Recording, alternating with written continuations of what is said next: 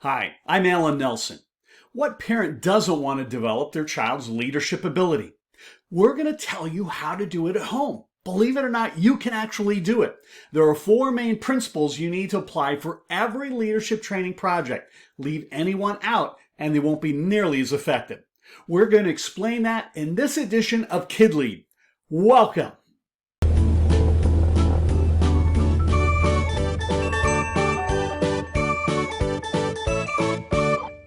The title of this edition is called Homegrown or Homegrown. It's a play on words because sometimes when it comes to raising leaders, we just groan. It's like, oh, they're always kind of in my face. They're strong-willed. They want to take over.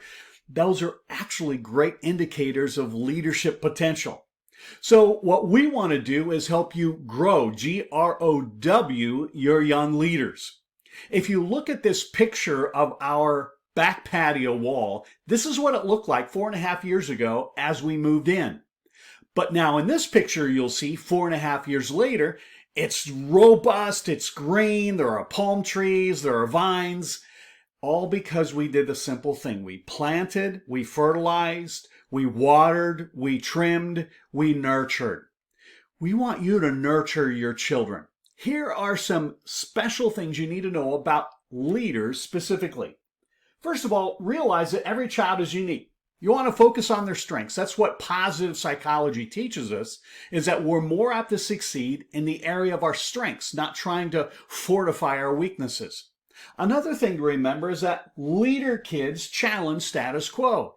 That's why sometimes we groan as parents, because it seems like they're always wanting to be in charge. And sometimes we're putting out fires among siblings or friends because they naturally like to lead, but they kind of don't know how. That's why it's our job. And the third thing is we want you to start now to endow leader type kids. What that means is you don't have to wait to college. You don't have to wait for high school. You don't have to wait till they're employed. You can actually begin now in your home and with your family to develop those gifts. So these are the three things we want you to understand about leaders. And now we're going to talk about leadership projects. Now this is a 4-letter acrostic that spells the word grow. The G stands for goal. You want to establish the end objective. What is it you want the young leader to do? When the children are younger, you'll have to establish these yourselves. As they get older, then they can come to you or they can come up with their own objectives. So an objective could be something as simple as reorganizing a room or cleaning the garage or overseeing a meal or planning a day off. But you want to establish a goal because this will allow the leader to know what they need to do to reach it and how to strategize it. The R of grow stands for responsibility. You want to establish realistic risk. The point of risk is that if you're truly responsible, if you're in charge, then there's going to be some risk, a risk of failure. Maybe there's a budget, a risk of losing money, a risk of losing time, a risk of working with others. But you need to truly empower them. You need to let them make decisions. Now, obviously, you want to scale this. The younger the child, the less experience a child has, then you want to mitigate or lessen the risk. But then let them grow. Let them take some risks in terms of making decisions that you may not agree with, or maybe spending some money that you think is going to be a waste. Because some of the greatest lessons in life and of leadership are found in failure. So you don't want to waste those, but you don't want to be overly controlling. That's what leadership is all about. It's being put in charge. So you want to empower them so they can learn to lead. Give them responsibility. The O of grow stands for others. Others. That's what leadership is. It's a social art. So it can't be just the child doing their own leadership project. It has to include at least 2 others. So put at least 3 on a team. That means it could be the leader and 2 siblings or 2 parents or 2 other people who the leader can actually lead, because that includes things like differences of opinion, handling conflict, any number of issues. As they get older and as their leadership confidence grows, then you can add more people. But you can't really just lead yourself, because that's really another word for self-discipline. If you ask them to do a chore like clean up the room by themselves, that's just self-discipline. That's a chore. We want to teach them leadership, so it always has to involve a team of at least 3 total, the leader and 2 others. And the W of grow stands for weigh. We want to weigh results. We want to provide input and feed forward. In other words, if you do the leadership task and your child completes the project and it's over, that's kind of like just filling a screen on your computer full of words without pushing enter, without saving it. So we want to make sure after every leadership project, there's a little bit of weighing the results. You want to offer some input and some feed forward. So let's talk about how to do that effectively. All right, so let's talk about weighing results. There are 2 ways of doing this, and we want you to use both, but each one is a bit separate and a bit different, so we're going to explain them. The first is where you basically ask the leader to reflect on how things went, and you're going to ask them questions. So it's creating self-awareness. The second part is where you're going to give your input, your opinions, how you observe things went, and that'll be in the context of what we call feed forward. So let's talk about the first one. The first one was what we affectionately refer to as 3P debrief. The 3P debrief involves 3 Ps. It's productivity, it's plan, and it's people.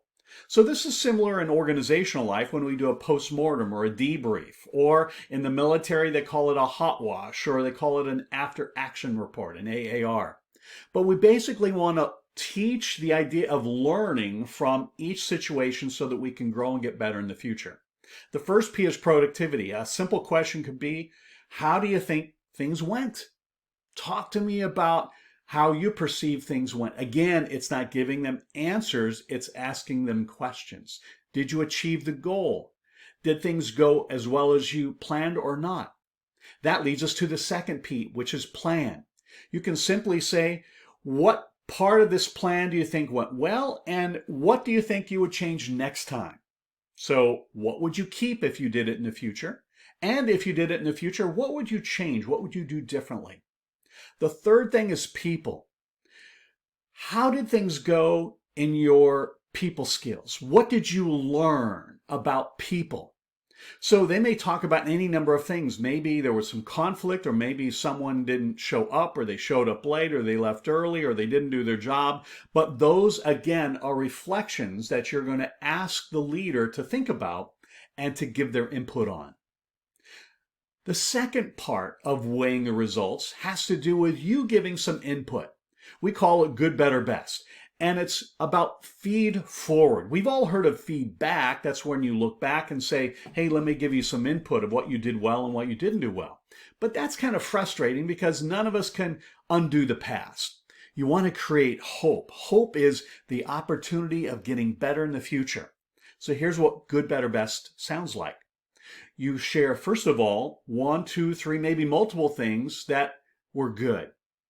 Maybe it was the planning, maybe it was the supervision. It doesn't matter what it is, but think in terms of at least one, hopefully multiple things that were good about their leading. Second, better. We want to put in the future context. If you were to do this again, what would make it even better? Let me give you an idea of how it would be better if you did this, right? So you're talking about the future, but it's next time it would be even better if you did this, and then be very specific. Finally, you want to end with the best. You know what? What I loved the most about what you did in this project, and then you leave it with something positive. So you begin with positive, you put something in the context of the future that could make it even better, and then you leave with something positive. You want to reaffirm that.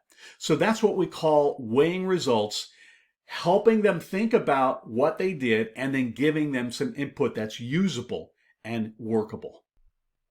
All right, let's put this into an example, okay?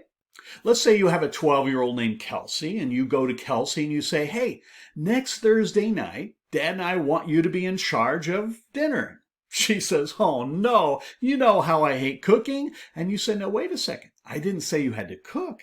I said you need to be in charge. So you basically explain what a leadership project is. And you give her a budget of $30 to $40 for a family of 4. And you say you can spend up to that, but anything else needs to already be in the fridge or the cupboards. So she comes up with a plan. And she says, Dad, I need you to pick up some lasagna from our favorite restaurant. Mom, you need to set the table, please, and then help me in the kitchen because I'll work on some salad that we have in the fridge and some bread. And then, brother, you're in charge of cleaning up. That doesn't mean you have to do it yourself, but you need to be in charge and make sure everything gets done, and we'll help you according to your leadership. She's learning to delegate. Now, the dinner happens. Afterwards, you do a debrief and you talk about some of the things that went well and then maybe some things that would be different next time, like there was some miscommunication or people's schedules were in conflict, someone showed up late, all the things that happen in normal leadership scenarios, so that next time it can be even more effective. You see, literally every week there are dozens of opportunities for us to take everyday scenarios and turn them into leadership projects with a little bit of ingenuity and a little bit of preparation.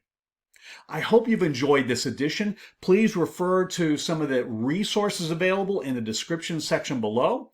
Feel free to like us, to subscribe. My name is Alan Nelson, and until we meet again, remember, if you want to change the world, focus on leaders. But if you want to change leaders, focus on them when they're young.